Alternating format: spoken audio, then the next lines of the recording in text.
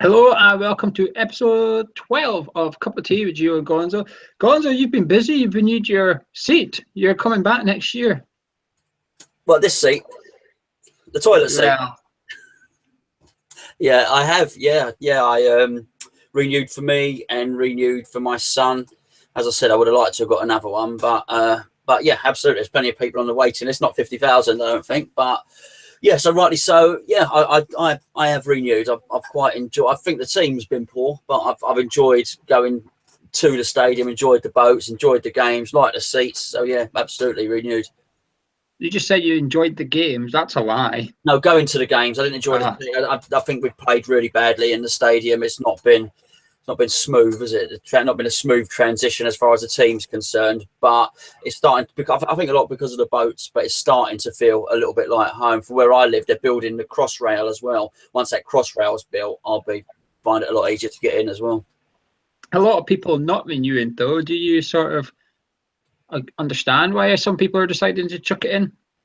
Yeah, I understand, and I'm not surprised. I've said consistently all season that I thought there'd be a drop off. There was everyone was inquisitive, wanted to have a look. Some people have had a look and realised it's not for them. So I expected that drop off. There's only one way. I said that they're going to come back, and that's with big signings. I think the reason we didn't sign anyone big and we went for what's his name, Zaza and Gokhan Toure and people like that is I think he probably did intend to spend a lot of money, but I reckon all the season ticket sales surprised even the club themselves. I think they might have got to a point of, hold on, we don't need to make a stellar signing to put bums on seats here. So they perhaps rested on their laurels. They're going to have to this time, otherwise season tickets will be well down.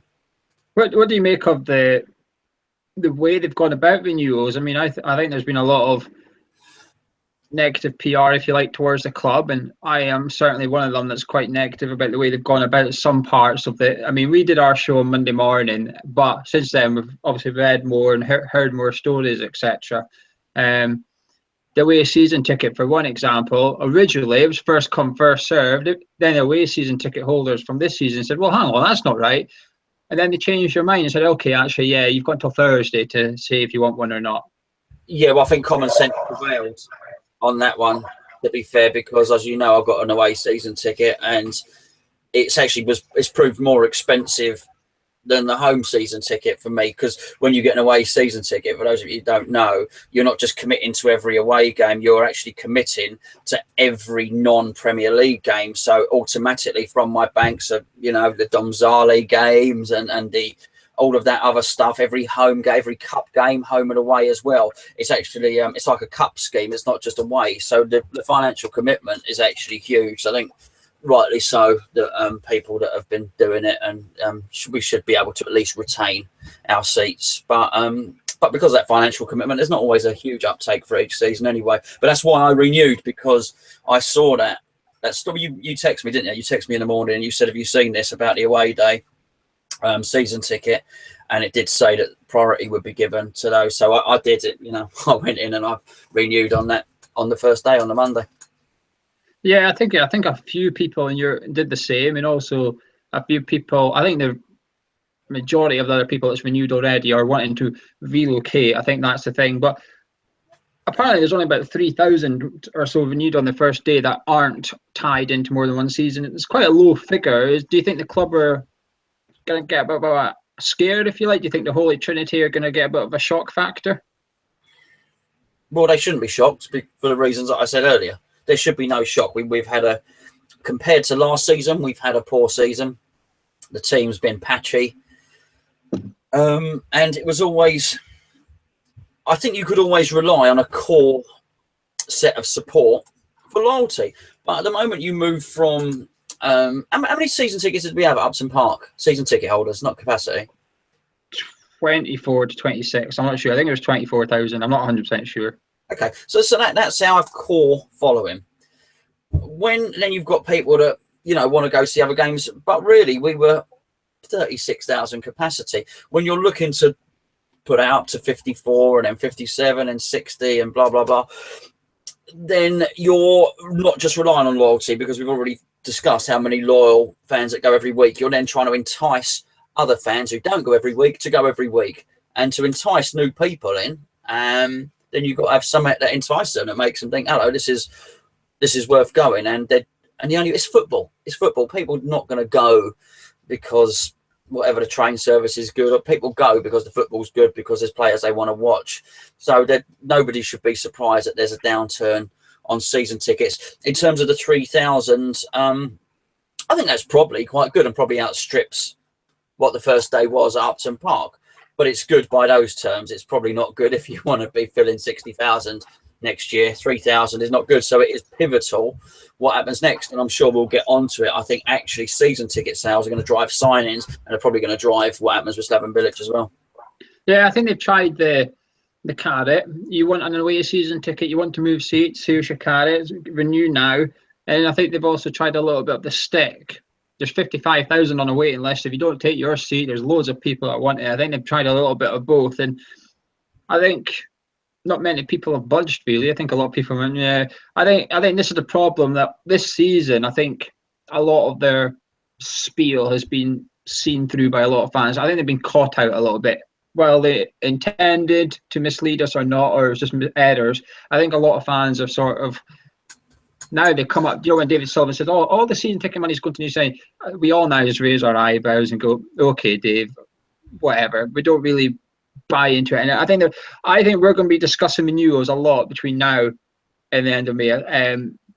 Because fans have only got until the middle of April. They want that finance option. They've only got until the middle of April, I think, to sign up. Yeah, I think so. I think you've got until the 31st of May.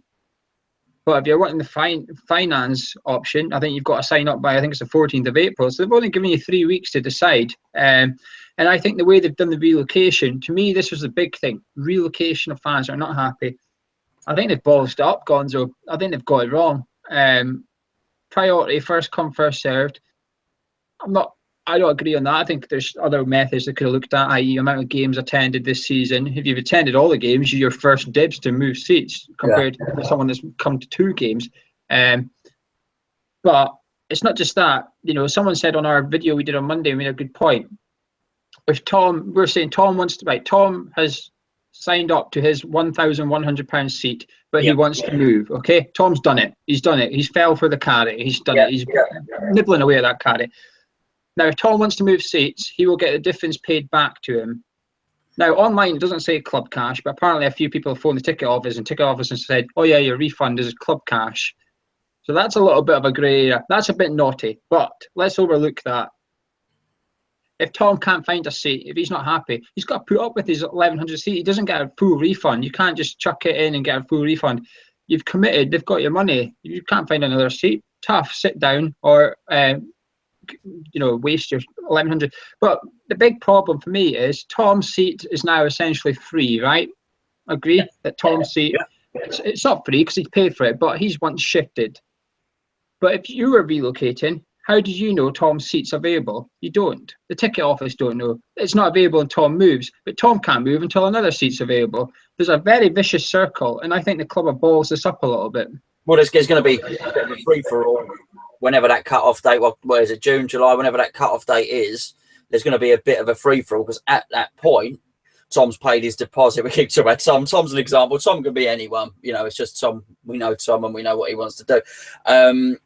So he wants to go from £1,100 to £499 and just come and sit over next to us in case you missed the initial show about the season ticket freeze. What I just think it does, it creates that free-for-all. So at that point, they'll say, okay, there you go. There's seats 2 rows back from Gio and Gonzo. You can have that. At that point, Tom says, yes, please. He's paid his deposit. Hopefully he's paid less than £499 in the deposit. So actually there'll be a small balance to pay, and he doesn't. He's not paid £1,100. Yeah, you have to pay full whack. There's no such thing as deposit. It's full whack. Tom has paid £1,100. And if he wants a £500 seat, he will get a refund of £600. Yeah, a refund. Well, really? Well, really. Also, this is what annoys me. Tom's not poor, as we know. He's not rich, but he's not short of money. But Tom right now is still going. On Saturday, he'll be there. The following 2 weeks' time, he'll be away to Hull.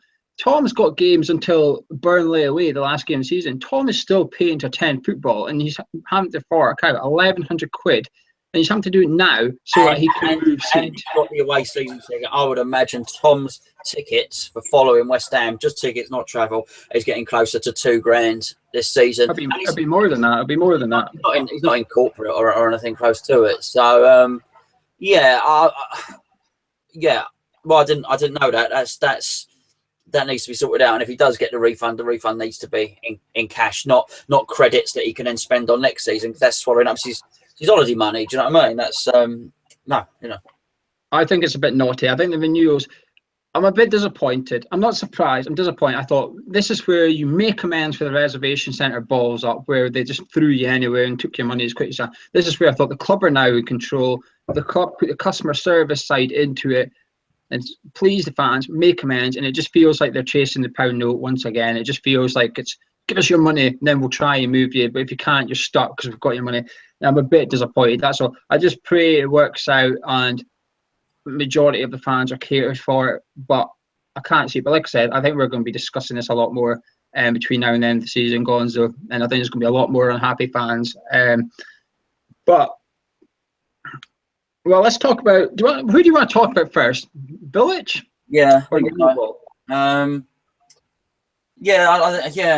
I think the Bilic one is probably slightly more passionate. I mean, look, Noble's mildly criticised the fans and maybe is not in the best form. So maybe Bilic is the one, because the story has come out today that he needs a top 10 finish. That's the story. He needs a top 10 finish to get a contract extension, isn't it?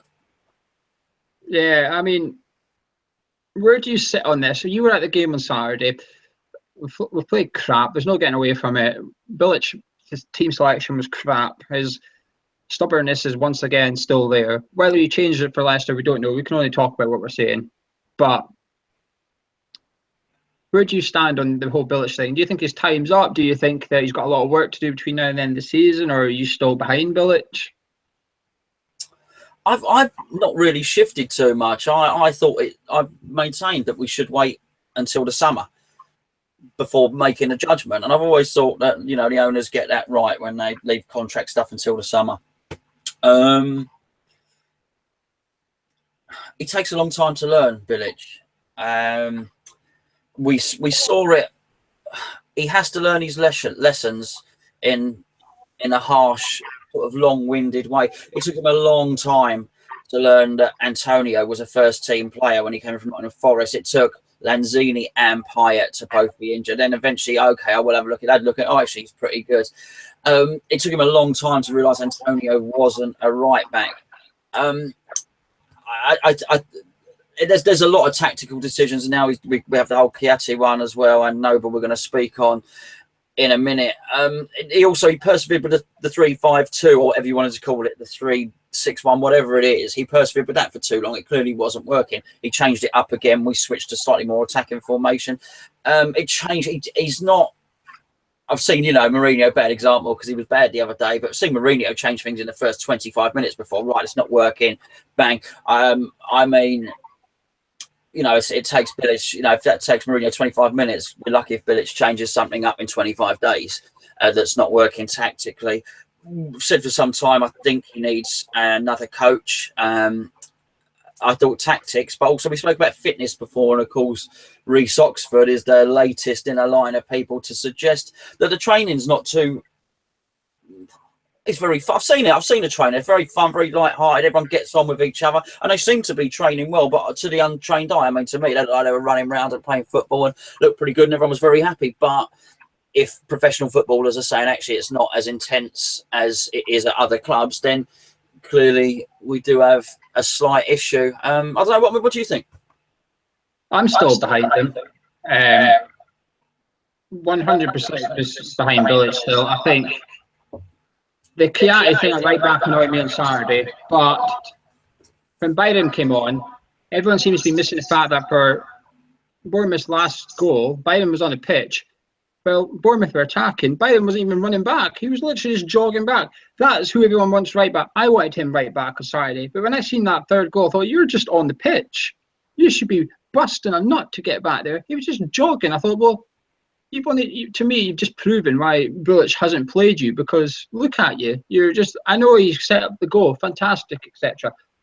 But the defensive side was like, and I think if you play Byram against Leicester, they're still going to target Byram because he's inexperienced. They know that the manager doesn't rate him. Let's go for him. But with Bilic, I don't see too big a problem. I mean, his tactics. I don't think his tactics are wrong. I think 4-4-2 was the right thing to do against Bournemouth. The problem was who was in each position. It was Czechia, it was Martin Noble, Lanzini was on the left wing. Those were the issues. I think if he had players in the right position, might have come out of that with something. That's what irritates me a little bit. That he's sort of. I don't think he's got the balls to drop the captain. I don't think he's got the balls to drop his right-hand man. And it takes a lot for any manager to do it. It takes a lot. How many managers in the Premier League has fallen for the exact same thing? Allardyce with Nolan. You look at Chelsea. It took a new manager to come in and say to John Terry, "Sorry, mate, you're no longer first team. You're club captain. You've got a role to play. You're no longer first 11." It takes a lot. All you have to do is look at Arsenal. They've got a manager with loyalty and players that don't deserve his loyalty. He's still playing certain players he shouldn't. And I think sometimes managers and players have that relationship that the manager knows he can rely on that player to go out and give 100% on the pitch. And that's why he picks him. But the problem is 100% on the pitch effort doesn't necessarily mean 100% efficiency, etc. No, I think the Kiate thing and the Byram thing is tied in with the Noble situation, because I think whilst he plays Kiate at right back, or indeed when he played him at centre back, he doesn't have to address the issue of Mark Noble, because really it should be Kiate and Obiang who are playing in the middle. Okay, whilst he plays Kiate in a different position, he can almost say, "Okay, well, I'm playing Kiate somewhere else, so Mark, you're going to be playing there today." And I think it's almost like a get out of jail free card for him, but it's not one that he can continually play, because Leicester are going to be very mobile. Leicester are really going to enjoy that big pitch, I think, at the weekend. Now we've got to hope they're a bit knackered from the Champions League, and hopefully it's a little bit of a downturn for them. You know, the highs of being in the Champions League. Oh, we've got to go and play West Ham, you know. But I think they will enjoy that. And I would certainly like to have Kiate and Obiang in the middle. So it's been really very interesting to see how Bravy's decision is. Then what was quite telling with the Bournemouth game was the pub before. And everyone was saying the same thing.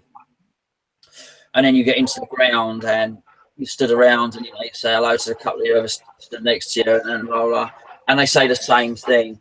And everyone I bumped into said the same thing. It's right back. And I think you've got a problem when you've got thousands of people saying the right thing and then the manager's just not doing it, which sort of ties in what Noble said about the fans not really knowing about their football. I would go as far as actually to think the fans tactically have got it pretty spot on when they're saying who should play where, you know.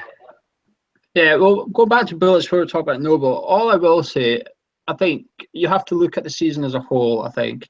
And yes, his team selection is pissing everyone off. We can agree on that.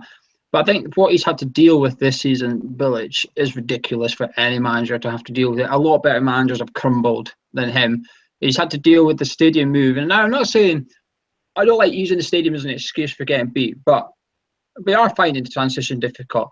Every opposition team we're playing right now, there's a player in the interview afterwards saying this stadium doesn't bother us. The last opposition, Chelsea, Diego Costa said that was like a final. It was like a head-to-head. It was a neutral stadium. And it is. Upton Park put fear into people. Right now, the London Stadium is putting motivation into opposition team. Leicester will be licking their lips at playing us at our place because they know. And morale in the stands, I think, is quite on edge right now. And I think 5 minutes into the game on Saturday, if we've got the wrong right back, if we go a goal down, that place is going to start to get grumpy. And Leicester will know that. They'll come out flying because they'll know a quick start against us, we will start getting grumpy. But it's up to us as fans to sort of help that transition. But we need help from like you said, like we've said all season, it ties in with the players, etc. They need to give us the performance, etc. But Bilic has had to deal with that. He's had to deal with the Dimitri Payet thing in secret and then publicly. He's had to deal with it twice almost. I don't think he's had the best transfer window last summer, and I think most fans agree with that. Until Bilic has had a summer transfer window that we as fans look at and go, you've been back. The board has completely backed you here. I don't think you can truly judge him yet. For me, Sullivan has given him a mid-table budget, a mid-table transfer summer last summer, and we're sitting mid-table.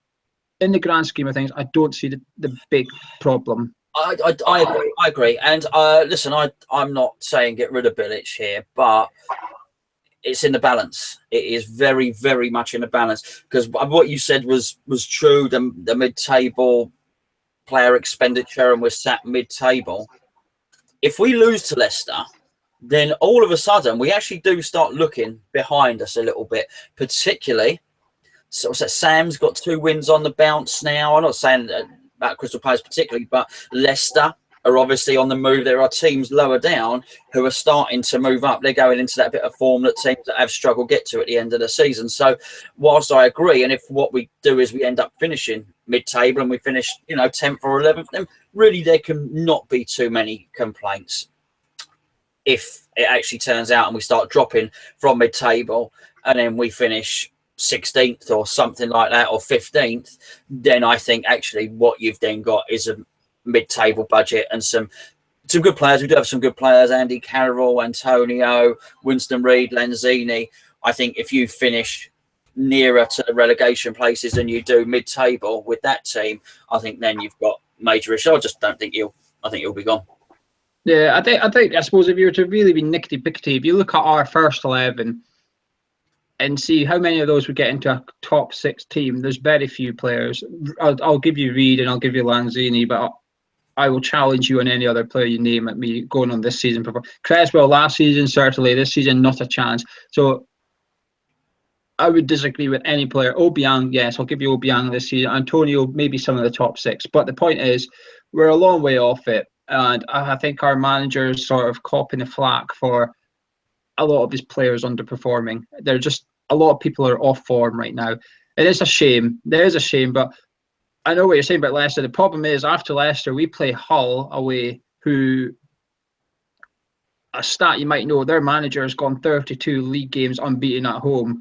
Now, obviously, he's not been at Hull all that time, but he knows how to make his home ground a fortress. They beat Swansea last weekend. They're fighting. Hull are fighting. They're up for a fight. Swansea are coming to the London Stadium after that. I think we've got Arsenal in between, but then we've got Swansea at our place. They're fighting. They're doing good football under Clement. We've got a lot of big games coming up for the opposition, and it could turn into big games for us as well if we're not careful. But I think Saturday's huge for our manager. I mean, this is not the preview, but I think he will. I think he knows. I'm expecting. We'll discuss the details in the preview, but I am expecting changes. And I'm expecting Ayew to start, and then a host of other changes for the Leicester game. So I actually think we will win that. I don't think all this negativity towards Bilic will probably disappear. So, and let's hope so, because I'm looking forward. It should be a good day out. It's a bit warmer. The sun's in England, the sun's shining, mate. So I don't know what it's like up there, but it's brightened up a bit. I'm looking forward to a nice Saturday kickoff. At home. He has to make changes, because, like you said, last Saturday, everyone sees the team and everyone gets G'd up, or their soul seeps out of them a little bit and goes Slav. And it's going to be the same as Saturday. 2:00, everyone's going to be looking who's our right back, and if it's Czech, everyone will just go. And there's your atmosphere for the start of the game at the ground already. Yeah. If it's Byram, if Noble's on the bench, Sam Byram's right back, that's when the fans will go, right, he's going for it, Slav's going for it, we need to get in there, we need to go for it, we need to get behind him. Now, I'll tell you something, we're winning, we're playing good football, I'll be on my feet singing Super Slav, because I'm still firmly, but I will still hand him a new contract tomorrow if I could, because I believe... How long would you hand him the contract for tomorrow if you could? 2 years. The rest of the season plus 2. I think if you give him the budget, I think I think I wouldn't give him the budget, but if you go sign the players he wants, i.e., a pacey not right winger, a pacey left winger that can track back. If you go get one for him, rather than going, oh, we've got you a left winger, go, that's not my left winger. He's slow. That's not what I want. That's not how I play football. If we can get players to fit the way Bilic would, the problem is Bilic ain't got no way to play. And the reason he doesn't have that, in my opinion, is not because of him as a manager. It's because he just doesn't have all the players are different. So if one player is missing, bang, his right winger's traits and characteristics are completely different to the next week, and he's got to sort of change the system a little bit. But let's talk about our captain. He came out yesterday, I think it was, and said that the fans going to football these days don't understand the game, and if someone does us 4 step-overs, they get man and match, and that's not how he plays football. Is the pressure getting to Noble, do you think? Was it good to see him come out fighting, or do you think it's disrespectful? I just somewhat think too many people are offended and think things are disrespectful. It's, thank goodness for someone that speaks their mind in this day and age of, everyone being media trained to the fullest. No problem with that at all. But he's wrong. He is wrong. People don't get man of the match for numerous step overs. I remember Cristiano Ronaldo's debut. I think he played against Bolton for Man United. All he was doing was step overs. He got slaughtered and got 5. But hang on. How long ago was that, though? Yeah, but I can't think of anyone that's constantly doing step overs and is basically a fancy Dan and doesn't produce. Okay, hang on. How many people want to see Martin Samuelsson in the first team? Well, I don't think many this season. People are questioning. You've only got to look at the thread on the forum. People are questioning whether he's mentally up for it and stuff like that. Okay, then last season, then when he first broke into the scene, when he first turned up for a few Fridays, and he was doing all these step overs, how many people went, "Oh, he's going to make it. I'd like to see him in the first team"? Yeah, because he showed promise, but I don't think I think he's wrong. People that do step overs don't get man of the match. That's not right. Not when you got. Listen, let's be fair. Kante, possibly at Chelsea, who is a stopper and defensive midfielder, is highly likely to get the Player of the Year this season, or he's certainly going to be in the top 6. If that's true that all the fancy Dans get it, he wouldn't even be in the mix. So but who votes for that? People who understand football. Step over king, Dimitri Payet. Turned up for 5 minutes a game now and again. Used to get man of match. So no, I mean that's not fair because you could. Payet was just an assist and a goal machine, really. His stats on assists in his career at West Ham is above and beyond anyone else we've had for years. So I mean, the fact he did a step out, you can't say Dimitri Payet didn't have any product for West Ham. He really did. So. I just don't agree. I think industry is rewarded. You can look how many times Winston Reid, look how many times Obiang, look how many times Antonio appreciated. These are not step over people. These are people that graft. And so, no, I think he's wrong.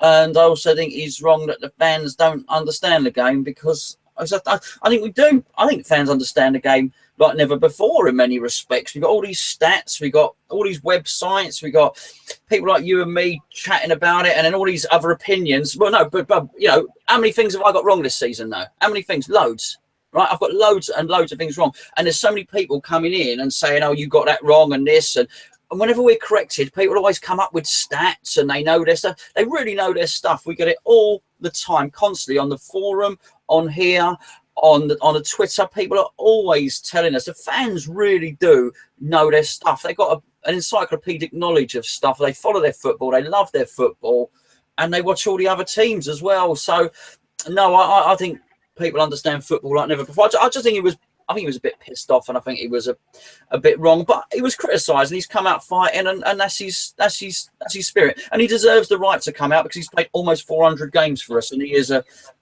true West Ham fan and a proper West Ham player. Well, I agree with that. I think it's refreshing to hear a footballer just to say, I'm not going to sit here and take that flack from fans. I'm going to stand up for myself here because he generally might think he's having an okay. I doubt he thinks he's having an excellent season, but he probably thinks some of the criticism's harsh. I think some of the criticism he's getting is harsh. And I almost want to see him not dropped inside. I want to see him removed from the crosshairs from fans almost because I think he's getting targeted. There's always someone at West Ham that has to be targeted, and it used to be Nolan, now it's Noble, I think, and I would just like to see him removed from the public eye. I think he needs a rest. I do think he's struggling. I don't think he's having a great season, but I agree with him to an extent about people not understanding football, me and you included, but I think sometimes you do get people now that says something. How often though have you listened to someone or you've read something from someone and you think, what game are you watching? You know, it might be something very minuscule. And I think he's got a point. And he's not talking, I don't think Noble's talking about people that go to home and away games. He's not talking about, right, okay, the core fans at Upton Park, the 24,000 season ticket holder. I don't think he's talking about them. I don't think that's who he's aiming. I think he's probably pointing his finger at the guy with the Man City shirt on, sitting in the West Ham and watching Man City win 4-0 on his name. I think he's pointing the finger at him. So you understand football. Why are you even here with that shirt on there? He speaks like a fan. He speaks like West Ham because he is West Ham. And I think it irks him a lot with what's happening as well. And I think it's just frustration. I think it's just a bit of pressure. And, you know, he's probably pissed off with the way things are going this season. West Ham were on the brink of doing something good. And we've managed to balls it up a little bit. You have to grasp, last summer was huge. We had that opportunity to kick on and we didn't.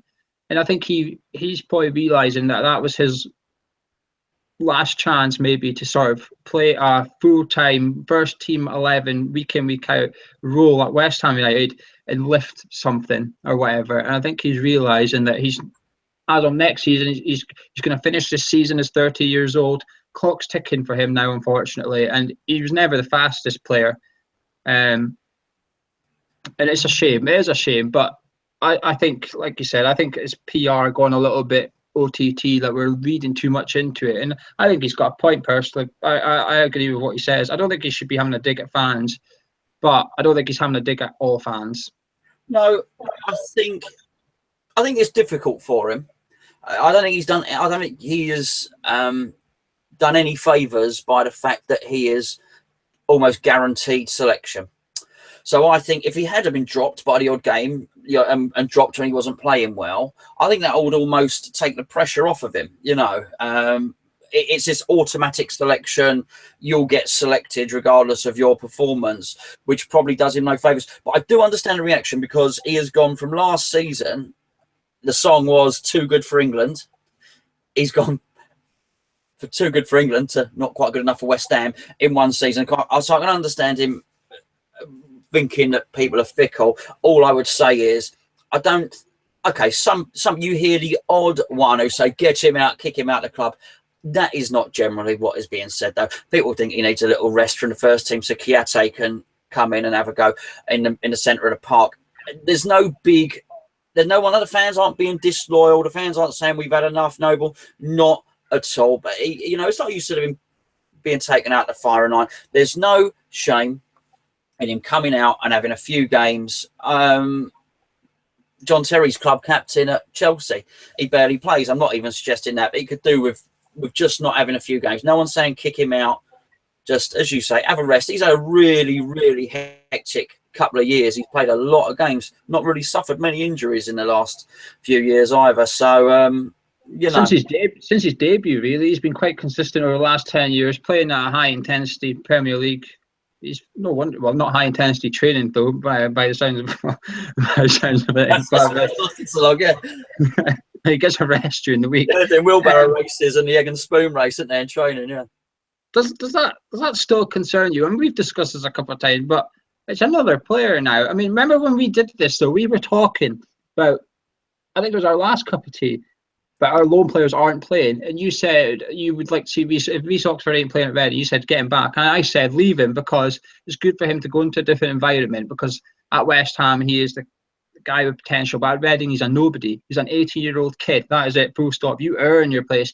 Do you think that has your opinion changed a little bit going by these opinions? Or are you thinking actually maybe it is good for him to go there and get this? I think I was right and I was wrong. I think you were right about the environment helping him for fitness. The reason I say I was right, I didn't mean bring him back and just be at West Ham. I mean bring him back and get him out to somebody where he can, actually get some games. I think our research could be a lot better. We've got a lot of people out on loan who aren't playing. I just think sometimes, do you know what, if you're going to send them to a championship club who can't guarantee them, you're almost better off being in a Cullen position and sending them one league lower down and saying, look, this is the deal. We're giving you a player here. We need them played. This is why they're out on loan. But clearly the training will have done him some benefit. You only hope that he comes back when he does come back with the right attitude. And if Bilic does stay and our training regime is not keeping him up to the levels of fitness that he wants. You say the same with Enner Valencia as well. Enner Valencia said it. He's not fit enough at West Ham. Koeman's a lot, you hope those players come back when they do come back. And if the training is not quite as intense as they would like, actually they then do some extra training and have a bit of personal pride and perhaps get themselves up in their personal time to the fitness levels that they should be. But that is a concern, because they say no smoke without fire. That's 2 or 3 players now. Yeah, Zaza was the other one. That's just this season. That's 3 of them this season. But do you think maybe that's why our kids aren't getting a lone game, not just at Reading, but do you think this is why Marcus Browning ain't getting a look in? Maybe do you think he turns up at Wigan expecting to do the light training that he's got at West Ham, then they're really doing hard drills? He's thinking, what the hell is this? This isn't training. What's this? This is army. Possibly not, only because I think a lot of these players have not been training with the first team, and I'm pretty confident that lower down development squad, under 18s, all the rest of it, I'm pretty sure their fitness is going to be tip top. I doubt this is endemic throughout the club. I think possibly, if anything, Bilic has been a little bit too loyal to his fitness staff and whatnot, and actually perhaps at the top level it needs shaking out. I don't think the club's rotten to the core in its training. We said before we could do with bringing an extra couple of coaches in, and I hope he does. I would rather see that than Bilic go. I'd rather Bilic swallow his pride and say, do you know what, I need a right hand man who comes to that touchline with me and helps me tactically, and actually during the week I'm going to go and get a top Italian fitness coach. I said that before. I said it a few months ago. Replaces long jump athletics coach. That would be good. Get rid of the long jumper guy that's in charge of the fitness currently. Right, it's almost question time. So you guys that are on YouTube right now, we've got the live chat. You haven't logged in, log in now. Live chat. Start putting some questions up. I know Charlie's been in and out, but I'm just myself, so I'm gonna have to keep an eye on it. I'll do my best. If I don't answer them, I don't ask Gonzo them. Just keep asking. I'll get around to eventually. But while you're getting your questions in, our preview is tomorrow night, Thursday night at 8:30. We've got a new guest on. He's not been on before, so tune in. We'll be talking more specifically about Leicester and about Bilic. What does Bilic have to do? What 11 are we wanting to see? I think we're all going to have the same right back, probably. I think we can agree that. But make sure you tune in for that one and hit the subscribe button while you're here. Also, do us a favour. Copy the URL, post it on social media, and say you're currently watching Cup of Tea, and say you're enjoying it. Even if you're not, just say it anyway. Lie. Lie. Yeah, just lie. Yeah, just lie. Our Heart 2018 says, when Sakho is fit, would you start him over Carroll? I like this question. No, I wouldn't start him over Carroll. He's got to play up alongside. We would be in a lot better situation if we could play Carroll and Sakho together, play Antonio wide. I've been waiting for that day for a long time. Sorry, who asked the question? Our Heart 2018. Mr. Hart. I don't think it's ever going to happen, unfortunately, my wish, because we've got 2 injury-prone players. But no, for some games I might drop him and put him in, but I don't like this one striker thing. I want to see both of them. I wouldn't, because, as you know, I went to see Sakho with a price tag slapped on his arse and sold in the summer. But what I will say on that, if it was like today, if Sakho was fit for Saturday, probably, because I don't think Carroll is fully fit. He looked horrible this last 2 games. I think he's been rushed back, and I don't like it. What I've noticed also is Chelsea and Bournemouth handled him easily in the air. I've never seen a team handle him for 90 minutes, and I was surprised and impressed when Chelsea did it. Bournemouth did it as well. 2 games in the bounce, they've dominated Andy Carroll in there. Leicester City have Huth and Morgan. They're not going to be concerned about Andy Carroll. We need to change it for Saturday, I think. Dan Button says, who would you like to see coming at right back? Well, let's talk about this week, actually. Sagna and Zabaleta apparently are 2 top targets. The 2 freebies from Man City, who are 33 and 34 years old or something. No surprise, but it's not going to get people to renew their season tickets, is it? No, it's not. No, Dan, we had a little show earlier on in the season. There's a guy called Florenzi. He was at Roma, and that's the guy I would like to come over at right back. Gio said a couple of weeks ago, there's not a whole load of right backs around at the moment. My old man said to me the other day, I wonder if we could get Trippier from Tottenham. Well, we can't, because we can't do business with Tottenham. Not many clubs can do business with Tottenham. But I think if that's what we're doing, is going around trying to get other clubs reserve right backs, then we're in trouble. I mean, we need to go and get a proper right back, a real up and coming right back. Do like we did with Cresswell, basically. Yeah, Vinny says, remember last summer, Vinny says, would Jamie Vardy fit into West Ham? I think this is an interesting shout, actually, because he's not been banging them in like he did. So I think last summer, I think we were taking a piss a little bit by trying to go up against Arsenal for him and go up against a team that just won the title. It was a bit silly, I think. I don't think we were ever going to get him. This summer, I think it's a different ball game. Leicester in the bottom half of the table. Their Champions League, yes, okay, they're still in the Champions League, etc. But it's going to finish this season unless they win it, which is very unlikely. So do you think Jamie Vardy is someone that could be that realistic striker? What I will say, actually, I think we need to forget 20-goal a season striker. They just don't exist that much. There's only a few of them in the league, and they're at the big clubs. We ain't getting a 20-goal season. I think we're going to get a 12, 15-goal season striker. I think that's what we need to be aiming for. Can Jamie Vardy get that, Gonzo? Jamie Vardy is a very good player at our stadium, I think. As I say, he's very fast, very energetic, very athletic. The trouble is, Vinny, that these two things go against him. Number one is his age. He'll be 30 by then. And I think 25, which is probably what they want, million for a 30-year-old, is probably a little bit steep. And the other thing is, I don't trust any Leicester players anymore. They've shown that they can down tools when they want to. The difference in their performance, and not just performance, their effort, the effort they were making under Ranieri. This Shakespeare comes in, and they're all, you might have seen the stats, they're all running loads more. That's not ability, that's just effort. And almost like Chelsea under Mourinho, they've shown the ability to down tools, and that's a bit of attitudes, and I would steer well clear of any Leicester players because of that.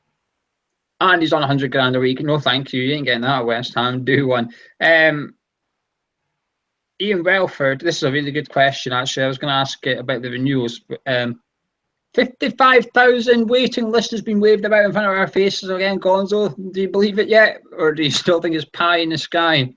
Ian, I am on the waiting list.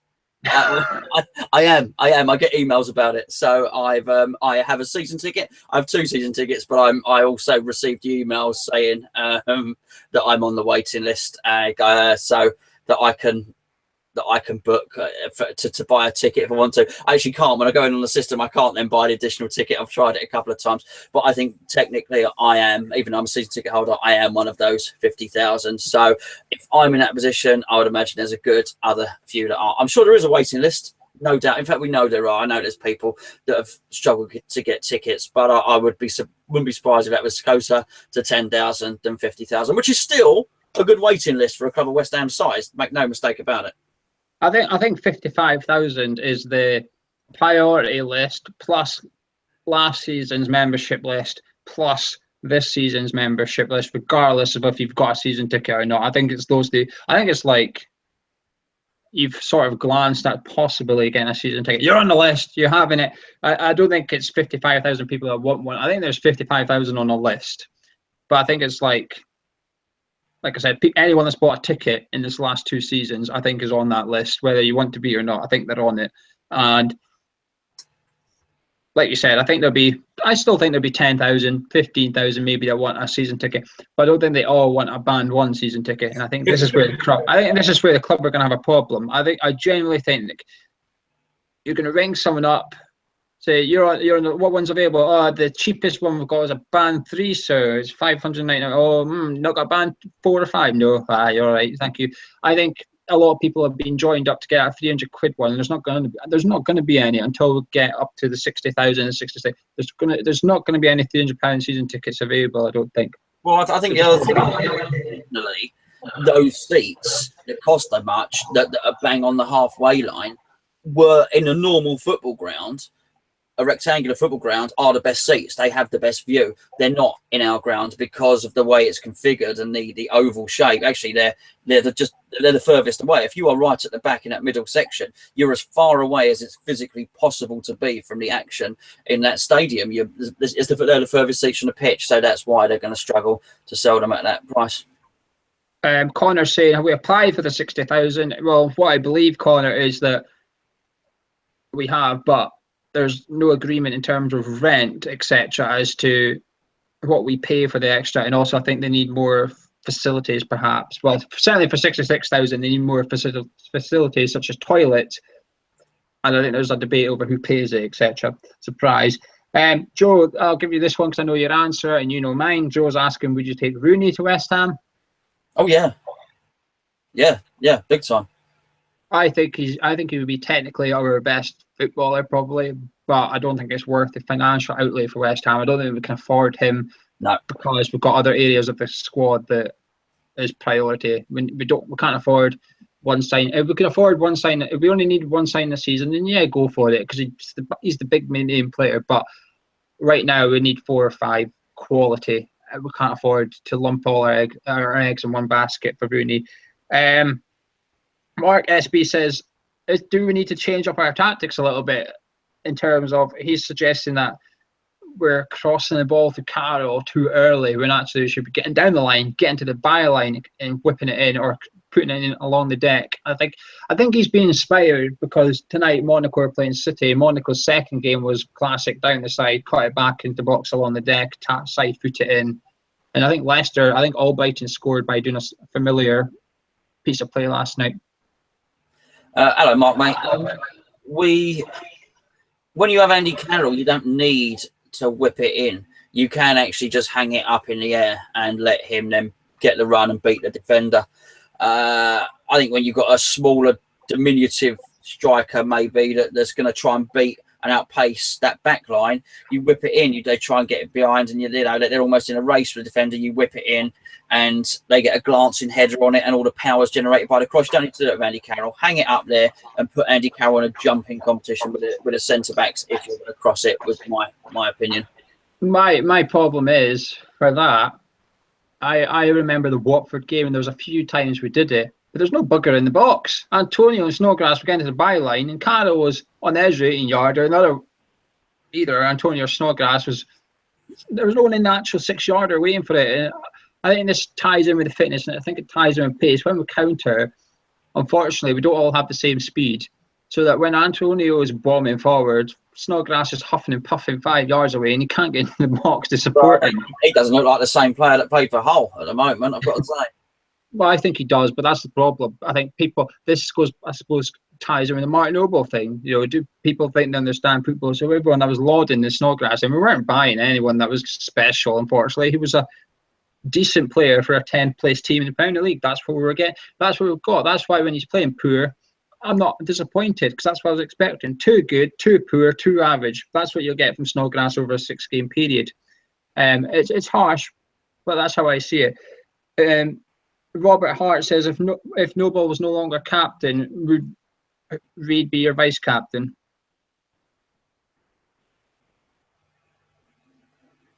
Yeah, I think so. Yeah. I might mind you, Jose Font has got leadership skills. So, but I think the length of time Reid has been at the club, I think you probably would give it to Reid. Yeah. I don't like Reid. There's something about Reid as captain. I just don't like it. I don't know why. I think he plays poor when he's captain. But if Font's a good shout, but if we were to go, I don't think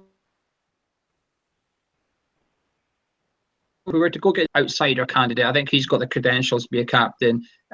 Whether you'd give it to a new signing like that is a big call. Perhaps that's the big call Bilic needs to make to wake the rest of the team up. I don't know, but that's what I don't think Winston Reid for me is captain material. I don't like him. I'd rather have Cech Kouyaté as vice captain, and I'm not a big fan of Cech Kouyaté, as you know. I don't know why. There's something about Reid as captain. I just don't like it. He makes me nervous. Perez, Arsenal, apparently wants out. Lack of game time. We need a striker. Would you take him here? Have you seen enough of him? I've not seen enough. Did they sign him from Villarreal or someone? Did they? They signed him from. He's from Spain, isn't he? Valencia, Villarreal, someone beginning with V. I'm not 100% sure. I've not seen enough of him. They paid a fair whack. He's been underused.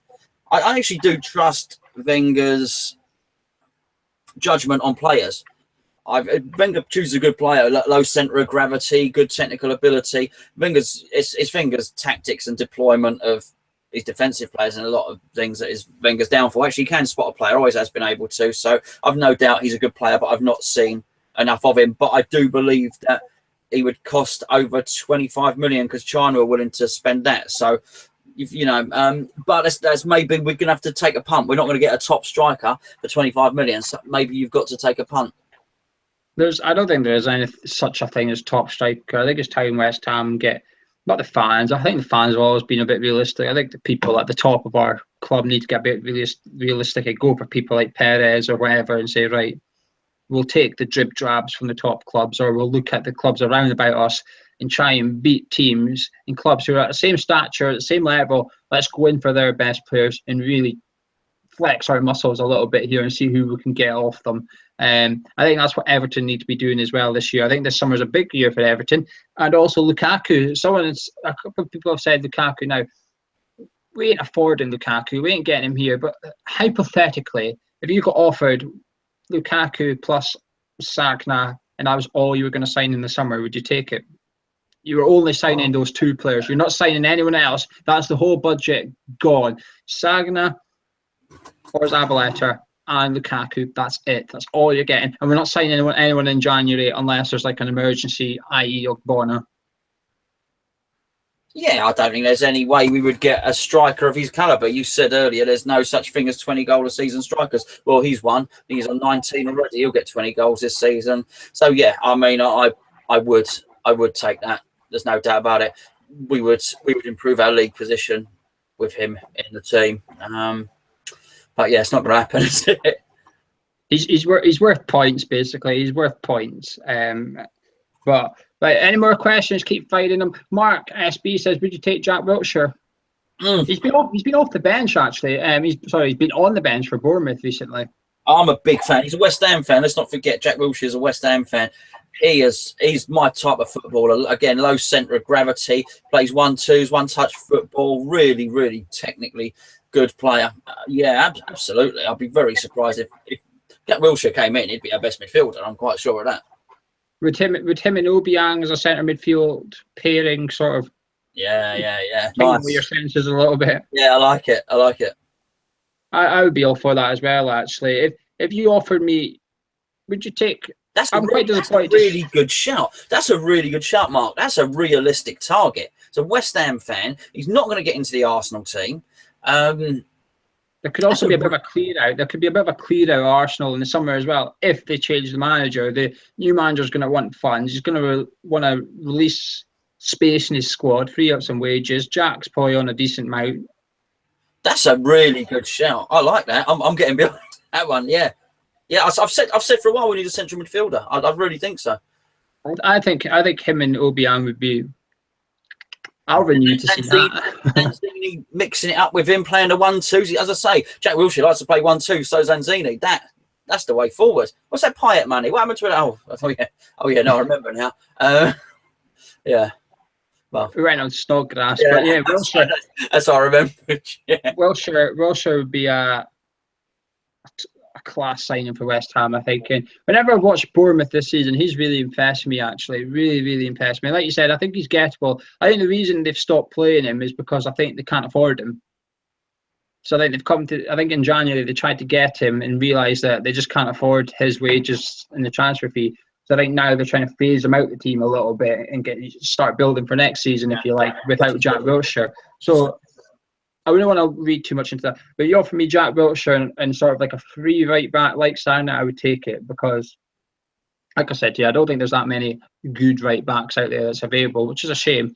Well, what about Wilshere, Defoe, and Zabaleta? No, because I would want another striker as well. I'd like to take Defoe as a second striker in the summer because I think we need two. I think we're going to have Carroll. And that's all we've got. We've got Sako coming back, I know. But that's all we've got. He'll be back. He's been so crap at Everton. They're not going to keep him. No one else is going to take him on loan. We're going to have Valencia back next year. Would you give him a year? Or would you try and get rid of him ASAP? As soon as he's in the door, he's back out again. Well, I believe the evidence of my own eyes, and I've never seen anybody run past the football before when they were trying to control it and just leave it behind him. He's got just a terrible first touch. Got a real humdinger of a shot, a powerful shot, but he can only really control the ball if he's stationary and the ball's stationary. The moment either he's moving or the ball's moving, he's got problems. He's not going to suddenly turn it round and turn into a world beater, as far as I'm concerned. If we tried it, we've tried him wide. Sam's tried it. Bilic has tried it. It's just not really happening. It's a shame. There's bits of Valencia I like, and I like his attitude. You know, I've almost. There's not many players I look at and I think, go on, do it, just take your chance, impress us, impress everyone, hit form, come on. And whenever I've seen Enner Valencia, even before he left, I was thinking that. Whenever I've seen him, I thought, come on, just click into a professional footballer today, please. Will you just do something? And I was almost not quite heartbroken, but I genuinely felt sorry for him when he got subbed off against, I think it was Bournemouth, he got subbed off against, and people were booing. And he was in tears, you know. I genuinely felt really sorry for him. I thought, Jesus Christ, we've actually broken this guy as a footballer. Yeah, unfortunately, Valencia would probably. I said it before. Valencia would never going to score more than 5 goals in a club season in this country. He's always going to score more goals for his country than he does for his club. He's just not cut out for over it. But he works really hard. He's really fast. He's got a hell of a shot. And you know what? Within those 5 goals that he might score each season, there'll be a couple of really good ones. But it's not enough. It's not what we need. The thing is, though, I think there's only 3 off the top of my head. I think there's only 3 players in our squad this season that scored 5 goals. Carroll, Lanzini, and Antonio. Maybe no more. We're struggling. Yeah, we need someone to score more. But it's a shame, really. Hammer Time was asking, would you like to see youth played between now and the end of the season? Let's say we win on Saturday, so we're quite safe. That was what I was going to say. Not yet, because I'm worried about us being sucked into the lower reaches of the league. Yes, I would. Yeah, if that's going to happen, then I'd like to see the players that we all want to see, which is obviously Oxford, maybe Burke come back, maybe Cullen given a little run. We spoke about Wiltshire. Maybe Cullen is a player like that. You know, Martinez is getting games, so maybe he's best left where he is. Yeah, I mean, there's players, Queener to come in maybe to get a couple of games without a shadow of a doubt. Yeah, I'd love to see more of the youth. Why not? It can't be any worse than it is currently, can it? You know. I think that's how Bilic would actually get a little bit of the West Ham faithful back on his side, I think, just by trying something. And if it is even just bringing a couple of them on off the bench, I think a lot of the fans should go, you know what, he's trying. He's giving the youth time. This is what I want to see. I think there's also a group of players in between youth and first team that I want to see. I want to see Nordveit, defensive midfielder, for a game or two. I want to see Fletcher up front for a game or two. I think there's some players, Masuaku, I'd like to see him left back. I want to see some players given a chance before the transfer window opens again. I think Feghouli, I don't think he's had a long enough chance, but I think he's had some chances. Yes. I don't think Nordveit has. Masuaku, I don't think anyone wants rid of him, but I think he deserves a bit more game time. Maybe stake a claim for being first choice left back come August. You know, go in there and see what you can do. Cresswell's been a bit shaky. In with you go. I think there's a few players, before we look at youth, I think there's a few players that we could use well even. Let's get him some starts. Let's get him starting games. Let's give him a chance. Show what you've got. And I think that's what we need to do before we start throwing on youth. But certainly I would like to see a few youth players off the bench. And like I said, I think it'll just lift the crowd. It'll just give us something to be happy about. And someone's actually, Mark has said, would you play Masu? We'll start wrapping this up soon. But he said, would you play Masuaku right back? Well, nothing can be worse, can it? I mean, you play Gio at right back and it would probably do better. Well, I don't know, but I'm a left footer. I wouldn't really do. I don't like playing right back. Are you left footed, are you? Yeah. Right. Do you know what? It's not a bad shout. I don't even know why. Crikey, I'd even put Fernandez back there if need be, if he's not going to play Byram. Clearly, Bilic doesn't fancy Byram. I mean, can we at least state that? We know that's the case. He does not fancy Byram. That's why we play anyone but Byram in there, be it Nordveit, Antonio or Kiate. But yeah, why not? Why not try Masuaku over there? Can't be any worse, can it? Well, probably because he got sent off on Monday night for an off-the-ball incident. I don't know what it was, but he got a straight red card in the under-23s game for an off-the-ball incident. So I don't know what he's done. He's obviously attacked someone or something, some sort of way. So against West Brom, he punched the ball, and against Newcastle Monday night decided to. That's right. He actually had 3 handballs in that game. I counted. Yeah, Crazy bit of madness. But I think he's got a lot of potential. I liked what I saw. Like I said, we've got the preview. Robert's last question. Well, this is the last question from live chat. Robert says, "Why would you sign Byram if you don't have faith in him?" Do you think this is the problem? Do you think this is the board and Bilic sort of how to agree on transfers? Do you think this whole thing essentially all leads back to transfers? I think everything leads back to the transfers, and yeah, I think Robert is basing his opinion on the fact that Bilic chose Byram, and what you're alluding to is he probably didn't. David Sullivan said that he sits down with himself, Tony Henry, and Slaven Bilic, and between them they decide about transfer targets. Now, clearly, there's going to be one person with more of a voice in there than anybody else, and it is my opinion. And I do not know anything that actually I think possibly the biggest voice in there is Tony Henry, then David Sullivan, and then Slaven Bilic. I think that in order of who has the biggest say and carries most respect for signings in that room, I think that's the case. Now, what I would say is I do believe that Tony Henry has proved to be very good at acquiring players. Kiate was a bargain. Cresswell was a bargain. Even look at Fernandes coming in. Fernandes looks like he's going to be a player. Obiang was brought in for around £5-6 million. Well, you know, they'd get that back comfortably. Masuaku's another one. He highlighted Kante. Although we didn't sign him, we went for Kante as well, and look what he's turned out to be. I mean, he can clearly spot a player. Now, people might come back with Nordveit and this, that, and the other, but we're not losing money on those guys. Those guys are free. What we do, you know, whereas I do know that Bilic, and I think you've only got to make a couple of mistakes, and all of a sudden, if you're in that dynamic of that room with 3 people, Bilic wanted Demba Ba back. We know that he was responsible for Jelavic, Emenike, and we know Gökhan Toure. Now, I'm not saying he didn't go for anyone else, but just those in themselves, there was enough in that dynamic in the room to say, oh, you know, Slaven says I want this player, is enough to say, well, hold on, maybe we'll go with this option. But clearly, you are right. I don't know what the solution is. I don't know the exact dynamic. But clearly, we had a bad transfer window for whatever reason. We got some good players in, as I say, like Fernandes and what Masuaku, but we didn't get the big team-changing players. We didn't really bring anyone in that improved that first team, and that was our problem. So it was a transfer problem, yeah. I feel it's almost like Henry likes a player for whatever reason. He thinks this player has got potential, this player's going to do it. But I don't think he's picking potential to sort of suit Bilic's style. I think if there was a sort of, maybe it's just a bit more communication or something where Bilic says, I want a striker who is good in the air, who's got a bit of pace about him.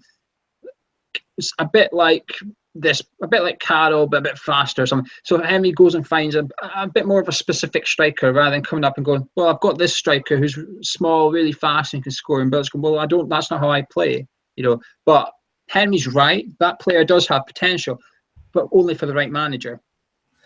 And I think maybe if there was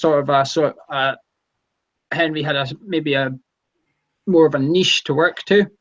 I'm not sure. I don't, like we said, we're only guessing. We're looking in from the outside, and that's just my opinion. I think they just need to sort of concentrate on how Bilic wants to play and what players Bilic needs. Point. But this is where Swansea did well for years when they had Hugh Jenkins was actually running everything, because what they would do, they'd have the director of football in, and what they would continually do would get in technical players, but they made sure, be it Brendan Rodgers or Roberto Martinez or Brian Laudrup, not the other one, was it Michael Bryan? One of the Laudrups, whoever it was. They kept on bringing in managers who played that passing style. So it didn't matter who the manager was, as long as they played that style, he was going to suit that collective of players that the technical director had brought in. So you didn't have that situation that you just described, whereby the manager say, well, hold on, that's not the style I play. I don't want a small striker, because actually, so I think maybe that only happens over a long period. So I think when you're doing that, when you have a director of football, the ethos of the manager has to be the same as the director of football. Everyone has to be have the same philosophy. We play this way, be it long ball or on the deck. And I think that's maybe what we're missing. I agree, because all you have to do is look at the right wingers we have signed under Bilic.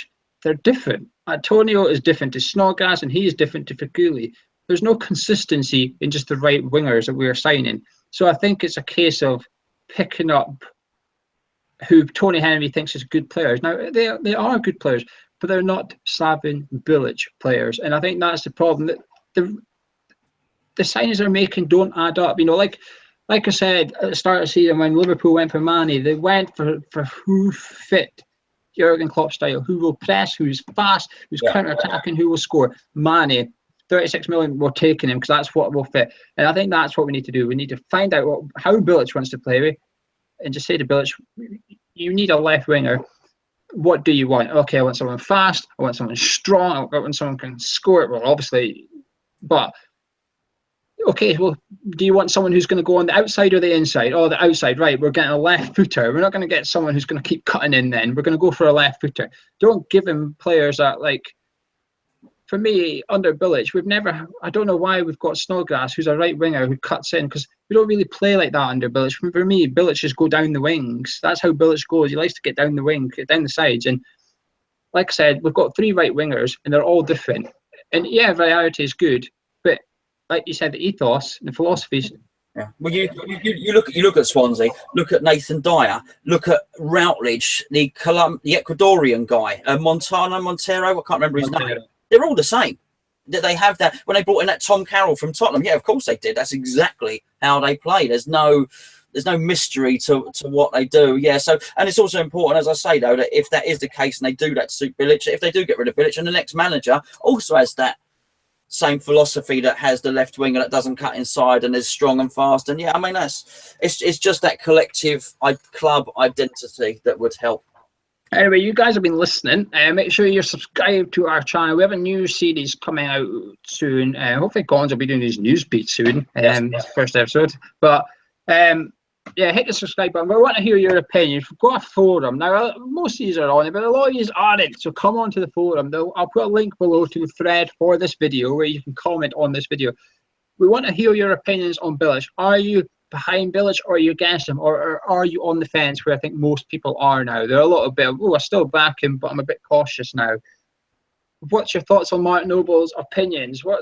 He spoke out against the fans. What's your thoughts on that? We want to know your thoughts on everything. So come on to the forum and let us know. If you've enjoyed the video, drop a like on it. Hit the subscribe button if you haven't already. And anything else for you to say, Gonzo? Is there anything you want to... No, just looking forward to Saturday. So maybe we'll see a few of you on the boats on Saturday. We're doing the old heading challenge. You saw that video from before. Myself and Gio are doing a heading challenge on Saturday, the old Hammerhead challenge outside of the stadium. We think there's probably going to be an ex-player there. I don't want to say who it is just in case he can't make it, but they're going to be somebody West Ham affiliated down there. My record was 15 headers. Myself and Gio, after a couple of beers, are going to try and beat the 15 headers. Come down and join us. So we want lots of people down there, and then you go on to, it's like a Top Gear leaderboard. So come down, get joined in, get signed up on the thing, and yeah, and there's loads of prizes to win as well. So, and it's good fun. If you want to join us on the boats or come do the headers, email us hammerschat@gmail.com. The email's below. Email us. We'll give you all the information we've got. Although it's on the forum, we'll give you all the information we've got, and we'll also get you on the boats. If you want to come on the boats, just let us know. We'll get you an invite sent. There's very few spaces left for pre-match, though. We are running; it's going to sell out. So if you want on the boats, get us an email tonight or whenever you're watching this. But anyway, Thursday night, 8:30 preview. West Ham against Leicester. Big game for Bilic. I'll be there. Gonzo will be there. Hopefully, you'll be there.